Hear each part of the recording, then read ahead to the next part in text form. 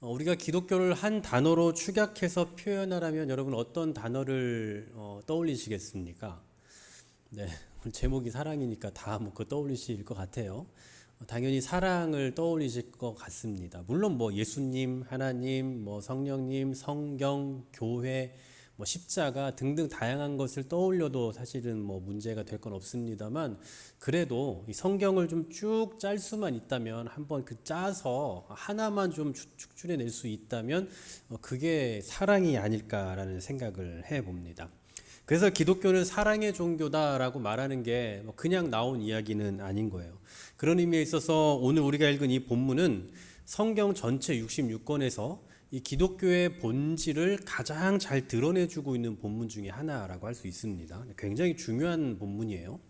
오늘 본문 7절은 이렇게 시작을 하고 있습니다. 사랑하는 자들아, 우리가 서로 사랑하자. 너무 잘 알고 계시는 말씀이죠. 사랑하는 자들아. 요한이 사랑하는 성도들을 먼저 부르고 있어요. 사랑하는 자들아. 그러면서 또다시 사랑을 권면하죠. 우리가 서로 사랑하자. 그러면서 우리가 사랑해야 하는 그 이유에 대해서 8절 하반절에 이렇게 말씀하죠. 하나님은 사랑이십니다. 여러분, 성경에 그 수많은 진술들이 나오잖아요. 그 가운데서 저는 이 진술이야말로 가장 위대한 진술이라고 생각합니다. 하나님은 사랑이시다. 여러분, 하나님은 사랑이 많다. 하나님은 사랑하신다. 하나님은 때때로 우리를 사랑해 주신다. 뭐 이런 것과는 비교할 수 없는 표현이에요. 하나님은 사랑이시다. 보통 우리는 매 순간 사랑하지 못합니다. 그러니까 어떤 특정한 사람이 생겼을 때, 아니면 특별한 환경이 우리에게 열렸을 때, 그때 이 사랑이라는 감정이 생기는 거죠. 그렇잖아요. 여러분, 뭐 매일매일 사랑하십니까? 순간순간 계속 사랑이라는 감정이 계속 우리 안에서 이렇게 그 샘솟듯이 피가 돌듯이 그렇게 계속 생기나요? 그렇지 않아요. 특정한 사람, 사랑할 만한 사람이 생겼을 때, 아니면 사랑하고 싶은 어떤 상황이 생겼을 때에 우리의 사랑의 마음이 발동을 하죠. 저는 개인적으로 제 아내를 처음 만났을 때 그 사랑의 마음이 처음 생겼어요. 그전에는 그 누굴 만나도 사랑이 없었는데 제 아내를 처음 봤을 때 사랑의 마음이 막 샘솟더라고요. 방금 봤는데 또 보고 싶고 또 보고 싶고 다 그러셨잖아요. 예전에 과거에는 또 보고 싶고 계속해서 보고 싶고. 그런데 또 시간이 지나면 그때에 가졌던 그 사랑의 마음이 또 다른 식으로 표현이 되죠. 전 지금도 제 아내를 늘 보고 싶고 또 보고 싶고 하지만 또 약간 그때와는 다른 형태의 그 사랑의 표현들이 있을 거예요. 근데 제가 또 얼마 전에 또 다른 사랑을 찾았습니다. 네, 제 딸이에요, 제 딸. 네, 오해하시면 안 됩니다. 정말 제 딸을 볼 때마다 이거 뭐지 얘? 이런 생각이 들 정도로 막 너무 예쁘고 너무 귀엽고 너무 사랑스럽고 그래요. 또 아들하고는 또 다른 그런 사랑스러운 그 맛이 있더라고요. 그래서 정말 그 우리의 딸을 볼 때에 막 느끼는 그 제 안의 이 감정들. 제 딸은 저를 별로 안 좋아하는 것 같지만 저 혼자 그냥 짝사랑을 하더라도 그냥 그 마음이 계속 이렇게 제 안에서 볼 때마다 도는, 그리고 안 봐도 막 생각나는 그런 걸 보니까 내가 정말 아이를 사랑하는구나 뭐 이런 생각이 들기도 하거든요. 이처럼 뭔가 특별한 사람이 생겼을 때, 아니면 특정한 상황이 생겼을 때에 우리는 사랑이라는 감정을 갖게 된다는 거죠. 그런데 또 시간이 지나면 어떻게 됩니까? 시간이 지나면 또 약간 냉랭해지죠. 또 좀 다른 형태로 또 사랑이 표출될 거예요. 저희 다들 겪어보셨지만 저희 아이들이 지금은 예쁘지만 이제 또 사춘기 되면 어쩌겠어요. 또 다른 형태로 사랑하겠죠. 사춘기 되면 제가 미워하고 내치고 그러진 않겠지만 그래도 지금과는 또 다른 형태의 사랑의 모습이 생기긴 하겠죠. 어쨌든 이 사랑이라는 그 우리의 감정은 상황에 따라 또 사람에 따라 점점 더 커지기도 하고 또 사라지기도 하고 다른 형태로 나타나기도 하고, 이 사랑이라는 것은 이렇게 바뀐다라는 거죠. 이게 바로 우리 인간이 가지고 있는 사랑의 특징입니다. 그러나 하나님의 사랑은 이와는 달라요. 우리 인간의 사랑과 하나님의 사랑이 어떻게 다른지 오늘 본문에서는 딱 한 문장으로 정의해 주거든요. 그게 뭐냐? 바로 이거예요. 하나님은 사랑이시다. 하나님은 사랑하신다가 아니라 하나님은 사랑이시다. 여러분, 우리는 사랑한다라고 표현하잖아요. 그런데 하나님은 사랑이시라고요.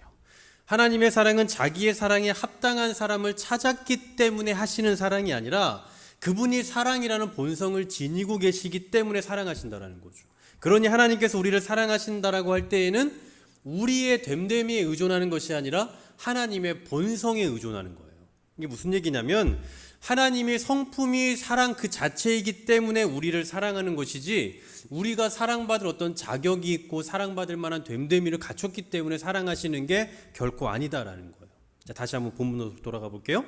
오늘 본문에서는 우리가 사랑받을 자격이나 가치가 전혀 없다라는 것을 언급해요. 아니요. 어쩌면 그냥 반대로 오늘 우리가 사랑받을 자격이 있다라는 것을 조금도 언급하지 않고 있습니다. 대신에 뭘 강조하느냐? 하나님의 일방적인 사랑이에요. 일방적인 사랑. 자, 9절 상반절 보시면 하나님의 사랑이 우리에게 이렇게 나타난 바 되었으니 하나님의 사랑이 우리에게 이렇게 나타난 바 됐습니다. 10절입니다. 사랑은 여기 있으니 우리가 하나님을 사랑한 것이 아니요 하나님이 우리를 사랑하사. 우리가 하나님을 사랑한 게 아니고 하나님이 우리를 사랑하셨다고요. 여러분, 우리는 보통 어떤 사람을 사랑합니까? 보통 뭐 연애할 때 그런 사랑 말고 보통 우리는 사랑할 때 나를 사랑해주고 나를 지지해주는 사람들을 사랑할 때가 많아요. 예를 들어서 나를 미워해요. 그리고 막 나를 바라보는 그 눈빛이 굉장히 막 증오의 눈빛이고 나를 경멸하는 듯한 눈빛을 보내는 사람이 있어요. 그럼 여러분 그 사람을 사랑할 수 있습니까? 사랑할 수도 없지만 혹시 억지로 사랑을 한다 할지라도 사랑하기는 너무나도 어려울 거예요. 근데 하나님의 사랑이 바로 그렇다는 거예요. 우리가 하나님을 먼저 사랑해서라거나 아니면 우리에게 사랑받을 만한 자격이 있는 걸 보고 사랑하시는 것이 아니라 무조건적으로 우리를 사랑하시는 그 사랑이다, 이 얘기죠. 이 무조건적인 사랑의 절정이 어디서 나타나는지 보십시오. 10절 하반절입니다. 우리의 죄를 위하여 화목제물로 그 아들을 보내셨음이라. 여러분 잘 보세요. 사랑받는 우리는 지금 뭐라고 표현합니까? 우리 죄. 죄인이에요. 사랑을 받는 우리는 지금 죄인입니다. 근데 우리를 사랑하시는 그 하나님은 어떤 분이에요? 그 아들을 보내신 분이에요. 그러니까 우리는 죄인이에요. 사랑받을 우리는 사랑받을 자격이 있다, 어떤 됨됨이가 있다, 이걸 가르쳐 주는 게 아니라 그냥 우린 죄인이라고요. 그런데 이 죄인을 사랑하시는 그 하나님은 뭘 하시는가 봤더니 우리를 위해서 자기 아들을 세상에 보내시고 죽이셨다라는 사실이죠. 그래서 로마서 5장에 보면 하나님께서 우리를 어떻게 사랑하셨는지, 우리를 언제 예수님을 통해 죽이시고 또 구원하셨는지에 대해서 세 가지로 정리해서 말해주잖아요. 제가 전에도 한번 언급드린 적이 있습니다만, 우리가 연약할 때, 그리고 우리가 죄인 되었을 때, 우리가 원수 되었을 때, 그러니까 우리가 아무것도 아닐 때, 도움을 줘봐야 아무것도 우리가 할 수 없는 그때에 하나님은 우리를 사랑하셨고 예수님을 통해 우리를 구원하셨다라는 사실입니다. 다시 말해서 저와 여러분이 사랑받을 만한 자격이 있거나 하나님 앞에서 어떤 예쁜 짓을 했거나 또 하나님께 뭔가를 우리가 보답해 드릴 수 있는 능력이 있어서가 아니라 하나님의 그 속성 자체가 사랑이시기 때문에 우리를 사랑하신다라는 거예요. 참 기가 막힌 얘기입니다. 뭐 물론 꼭 그런 건 아닙니다만 대부분의 사람들은요, 사랑의 대가를 요구합니다. 대가. 그러니까 예를 들어서 내가 누군가를 정말 사랑한다 그러면 그 사랑에 대해서 저 사람이 인정해 주기를 바래요. 제가 뭐 조금 전에도 말씀드렸지만 제 딸은 이상하게 아빠를 뭐 그렇게 좋아하지 않는 것처럼 보이거든요. 그래서 근데 저는 사랑하잖아요. 그러니까 얼마 전에 또 섭섭하더라고요. 삐쳤어요, 제가 딸에게. 나는 너를 이렇게 사랑하고 아빠는 널 이렇게 좋아하는데 너는 왜 아빠한테 이렇게 냉랭해? 뭐 이렇게 막 혼자 그래봐야 알아듣지도 못하는데 그냥 혼자 그 얘기하고 있다가 그 다음날 또 아무렇지 않게 또 이러다가 제가 요즘 그렇습니다. 네, 삐쳐요. 서운한 거예요. 나는 하는데 그만큼 인정해주지 않고 그만큼 보답해주지 않으니까 엄마한테 하는 것에 한 10분의 1 정도라도 해주면 좋겠는데 안 해주니까 서운한 거예요. 그러니까 사람은 그렇다고요. 제가 만약에 이 딸을 싫어하면, 안 좋아하면, 아니면 제가 뭐 얘를 위해서 뭐 희생을 하지도 않고 뭐 사랑을 하지도 않으면 뭐 상관없죠. 신경 쓸 것도 없죠. 그런데 저는 사랑을 하고 사랑을 표현하고 또 주는데 이 아이는 거기에 비해서 제가 원하는 만큼의 것을 돌려주지 않으니까 그 대가가 오지 않으니까 거기에 서운한 거예요. 얼마 전에 평일에 목양실로 전화가 한 통이 왔습니다. 어떤 남자분인데 뭐 이런저런 이야기를 하면서 예전에 뭐 이 동네 사셨대요. 이 동네 사셨는데 지금은 뭔 일이 있어서 천안으로 이사를 갔는데 거기에서 지금 있다가 이제 조만간 다시 이제 이쪽으로 올 예정이다. 그래서 이제 오게 되면 한길교회에 이제 좀 출석을 할 예정이다. 뭐 이런 얘기를 하셔서 제가 너무 이제 반갑잖아요. 너무 마음이 이렇게도 또 오시는구나. 이 생각을 하고 막 이제 너무 친절하게 이렇게 막 이야기를 했어요. 근데 이렇게 얘기를 하다 보니까 요지는 그게 아니었어요. 집에 쌀이 없으니 쌀을 하나 좀 사서 보내줘라. 이런 얘기였어요. 참 기가 막혔습니다. 알고 보니 우리 교회를 아는 분도 아니에요. 그냥 지나가면서 한두 번 보셨던 분이고, 뭐 우리 교회 들어오셨거나 뭐 교제하셨던 분도 아니고, 그냥 그런 분이에요. 그래서 그런 정보를 딱 알고 나니까 이제 맥이 확 빠지는 거예요. 처음에는 우리 교회 이제 잠정적으로 오실 수 있는 가능성이 있으니까 친절하게 해야지 막 이렇게 했는데, 나중에 시간이 지나고 나서 보니까 이분은 올 분이 아니구나라는 이제 그 확신이 딱 생기는 거죠. 그러면서 도움을 달라고 하니까 너무 기가 막힌 거죠. 그래서 여러분 제가 어떻게 했을까요? 네, 쌀을 보내줬습니다. 네. 제가 마음이 착하고 뭐 호구라서 그런 게 아니라 그 순간에 제가 약간 이런 생각이 드는 거예요. 내가 어떤 그 대가를 바라면서 내 어떤 생각이 이렇게 바뀌는 게 스스로 너무 부끄러운 거예요. 그러니까 처음에 대가를 뭐 대가라고 하긴 뭐하지만 올 거라는 그 잠정적 우리 교인이 될 수 있을 거라는 생각이 들어서 막 되게 호의적이고 이랬는데 딱 그 마음이 확 무너지니까 어느 순간 제 마음이 너무 차가워진 걸 본 거죠. 그래서 사실은 제가 이분에게 이거 쌀을 보낸다 한들 뭐 갚겠습니까? 뭐 그럴 것 기대할 것도 아니고 아무것도 아니지만 그런 제 자신이 조금 실망스러워서 그래서 진짜 보냈어요. 네. 저는 뭐 그렇게 막 착한 사람도 아니고 막 그렇게 제가 막 그 사기를 당하는 사람도 아니거든요. 그런데 적어도 요한 일서를 설교해야 되는 목사로서 이렇게 뭔가 대가를 보고 변해야 된다라는 어떤 제 자신이 너무나 부끄러워서 그렇게 했습니다. 이처럼 사람은 누구나 자신의 희생이나 수고나 헌신에 대한 대가를 기대하는 법이죠. 만일에 그런 대가가 없다라는 걸 알면 방금 전에 제가 말씀드렸던 것처럼 의욕이 확 떨어지는 거예요. 하지만 하나님의 사랑은 어떻다고요?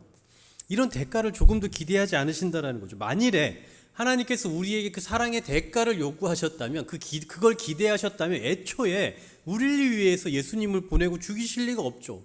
솔직히 우리가 하나님께 해드릴 수 있는 게 하나도 없잖아요. 근데 뭐하러 하나님이 우리를 위해서 예수님을 죽이십니까? 만일에 뭔가 대가를 요구하신다면, 대가를 기대하셨다면 제가 아니라 우리나라의 상위 1% 정도 되는 그 사람들을 위해서 죽으시고 그들을 택하셔야겠죠. 그런데 하나님은 뭔가 특별하고 가진 사람들을 위해서 예수님을 죽이지 않으셨다는 거예요. 오히려 우리가 연약해서 아무도 우리에게 관심을 갖지 않을 때, 그리고 우리가 죄인이라서 다들 우리를 멀리할 때, 그리고 우리가 원수라서 다들 우리를 싫어할 때, 그때에 하나님께서는 우리를 사랑하셔서 예수님을 보내셨고 우리를 구원하셨으니 이거야말로 우리에게 어떤 대가를 바라시는 게 아니라 오직 그분의 어떤 절대적인 그 본성, 사랑의 본성으로 인한 것이다라고 밖에 볼 수 없는 거죠. 그러므로 여러분, 지금 우리가 이 예배 자리에 나와 있는 건요, 우리 의지가 아니에요, 사실은. 물론 이제 우리가 왔지만, 시간을 쪼개서 왔지만, 그러나 우리가 여기에 있을 수 있는 그 근본적인 이유는 하나님이 우리를 사랑하셨기 때문에 우리가 예배의 자격을 얻게 된 겁니다. 하나님이 우리를 사랑하시지 않았으면 우리 오고 싶어도 못 와요. 그리고 와도 그냥 남이에요. 의미가 없는 거예요. 우리가 기도도 하잖아요. 하나님 뭐 해주세요, 주세요. 막 어쩔 때는 떳떳이 굉장히 당당하게 하나님께 요구하거든요. 그렇게 할 수 있는 이유는 뭡니까? 하나님께서 우리를 먼저 사랑하셨기 때문에 그 자격이 우리에게 부여된 거죠. 결국 우리는 하나님의 사랑이 없이는 존재하지도 않고 존재할 수도 없는 그런 존재입니다.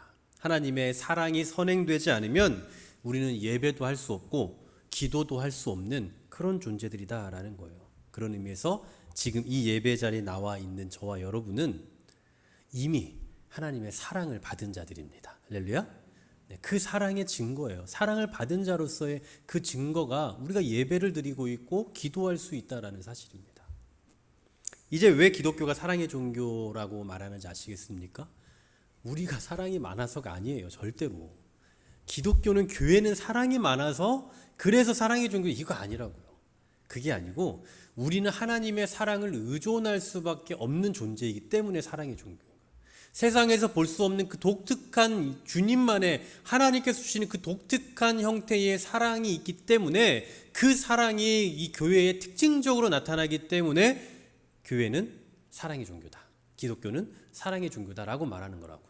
여러분 솔직히 뭐 저와 여러분이 그리스도인이지만 사랑 많으십니까? 여러분 사랑 많으세요? 세상에 어디 가도 어느 공동체에 가도 직장에 가도 그 누구보다 사랑이 많다라고 여러분 자부할 수 있으십니까? 뭐 여러분은 그럴 수 있을 것 같아요. 근데 저는 아직 좀 부족한 것 같아요. 저는 어디 이렇게 내놔도 물론 저는 절대적인 의미에서 사랑이 있는 사람입니다만 이게 상대적으로 놓고 보면 또 조금 부족할 수도 있는 사람이거든요. 그러니까 우리는 상대적으로 놓고 보면 충분히 뭐 그렇게 평가받을 수 있단 말이에요. 대단하다, 정말 사랑이 많다 이렇게 평가받기 어려워요. 그러니까 저와 여러분의 이 행실을 보고 우리의 사랑의 많은 모습을 보고 또 우리 한길교회의 많은 사랑의 모습을 보고 사람들이 기독교는 사랑의 종교야 이걸 말하는 게 아니라는 거죠. 우리가 믿는 그 하나님이 그분의 본성 자체가 사랑이시기 때문에 어떤 대가를 바라지 않고 사랑하시는 그분의 사랑 때문에 그래서 기독교는 사랑의 종교요, 교회는 사랑의 공동체다라고 말할 수 있다라는 사실입니다. 그런데 여러분 이처럼 이미 받았고 이미 누리고 있다라는 의미에서 또 사랑의 종교이지만 오늘 요한은 한 단계 더 나아가고 있어요. 11절인데요. 같이 한번 읽어볼까요? 11절 시작. 사랑하는 자들아 하나님이 이같이 우리를 사랑하셨은즉 우리도 서로 사랑하는 것이 마땅하도다. 아멘. 하나님이 이같이 우리를 사랑하셨다고 지금까지 생각해 봤잖아요. 이렇게 우리를 사랑하셨으니 이제 우리 어떻게 하자라고 권면하고 있습니까? 이제 우리도 서로 사랑하자. 사랑하는 게 마땅하다. 하나님의 크신 사랑을 받은 우리에게 어떤 책임이 주어지고 있는 겁니까? 이제 우리도 사랑해야 된다라는 거죠. 그냥 사랑하라 아닙니다. 이미 세상 그 어떤 사랑과도 구별되는 그 어떤 사랑과도 비교할 수 없는 그 특별한 하나님의 사랑을 받은 자로서 이제 마땅히 사랑하라라는 거죠. 한마디로 사랑의 빚을 졌어요. 저와 여러분은 하나님으로부터 사랑의 빚을 졌으니 이제 사랑으로 갚아야 되는 존재들이다라는 사실이에요. 우리가 이 방학 전부터 계속해서 이 요한일서를 생각해 보고 있는데요. 요한일서를 제가 처음 시작하면서부터 이 사랑의 사도라고 말하면서 이 요한일서에서 강조하고 있는 건 결국 사랑이라고 말씀을 드렸고 또 여러분들 계속해서 요한일서를 통해서 발견할 수 있는 게 바로 사랑이라는 걸 다 알고 계실 겁니다. 저는 개인적으로 이 요한일서를 연구하면서 하나님의 사랑이 계속적으로 막 발견이 되니까 마음이 괴로웠어요. 왜냐하면 목사인 제가 요한일서를 한두 번 본 것도 아닐 거고 근데 어느 때보다 유독 이 요한일서를 설교를 하기 시작하면서 그 하나님의 사랑하심 그리고 그 하나님의 사랑의 크기가 이렇게 좀 보이면서 그 하나님의 사랑 앞에 내가 과연 설 수가 있을까? 이 크신 사랑을 내가 받은 자로서 그에 상응하는 정도의 이 사랑을 내가 표현하며 살아낼 수 있을까? 라는 생각이 들면서 그렇게 하지 못하는 저를 보면서 또 그렇게 하기 너무나 어려운 저를 보면서 뭔가 실망이 되기도 했습니다. 그래서 저는 이런 사랑에 대한 말씀을 전할 때 사실은 되게 두려워요. 왜냐하면 사랑을 글로 말할까 봐. 사랑은 글로 말할 수 있는 게 아니잖아요. 사랑은 정말 마음 아닙니까? 그래서 사랑은 정말 우리 이성으로 전달할 수 있는 게 아니라 뭔가 감정으로 전달이 되어야 되는데 그냥 제가 이렇게 설교자로서 그냥 글로 아니면 어떤 그냥 하나의 메시지로 그냥 이렇게 그냥 전달하는 것 같아서 너무나 뭔가 그 사랑하자라는 그 말 속에 뭔가 저의 막 감정이 막 묻어져 있고 따스함이 묻어져 있어서 함께 나누는 그런 말이 아니라 그냥 너무나도 편안하게 글로 그냥 말로 사랑하셔야 됩니다. 이렇게 딱딱하게 말하고 있는 것 같아서 그래서 참 마음이 무겁기도 해요. 너무나 무미건조하게 하나님의 사랑의 그 크기는 너무나 크고 그리고 그 사랑을 받은 우리가 정말 사랑을 해야 된다는 건 너무나도 분명한데 이 크신 사랑을 제가 그냥 무미건조하게 전달하면 어떡하나라는 그 두려움이 있기도 하다라는 겁니다. 그래서 저는 이 요한일서가 참 좋지만 뭐 저를 포함한 웬만한 사람들이 이 요한일서를 마음으로 담아내기가 너무나 어렵겠구나라는 생각이 들기도 합니다.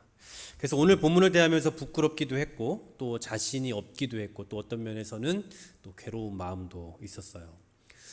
생각해보면 이 사랑이라는 단어는 내가 받을 때는 참 더없이 좋은 단어입니다.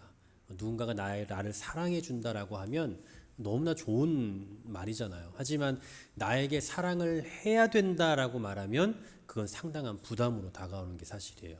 여러분, 교회 안에서 누군가가 나에게 관심을 가져준다? 그럼 기분 좋은 일이죠. 그런데 교회에서 여러분 누구에게 좀 관심 좀 가져주세요. 누구 좀 챙겨주세요. 이러면 힘들어요. 부담스럽잖아요. 그것과 똑같은 겁니다. 여러분 어떠십니까? 사랑받은 만큼 그리고 사랑받는 만큼 사랑하고 계십니까? 저를 포함한 우리 모두가 오늘의 이 말씀을 좀 거룩한 부담으로 받아보면 어떨까라는 생각을 해봅니다. 우리가 사랑을 누리는 거, 또 이미 누리고 있고 이미 받았지만 받는 거 참 좋아요. 누리는 것도 너무나 좋다고요. 하지만 누리기만 하고 받기만 한다면 그럼 이거 얼마나 이기적입니까? 우리가 하나님께 받은 사랑이 있고 그 사랑이 세상에서 경험할 수 없는 독특한 성질의 것이라면 그렇다면 우리가 더욱 적극적으로 이 사랑을 이제 표현해낼 수 있어야 될 거라는 거예요. 표현을 해야 될 거 아닙니까? 우리가 받았으니까. 근데 우리는 받았지만 그것을 표현해내기가 너무나 어렵다고요.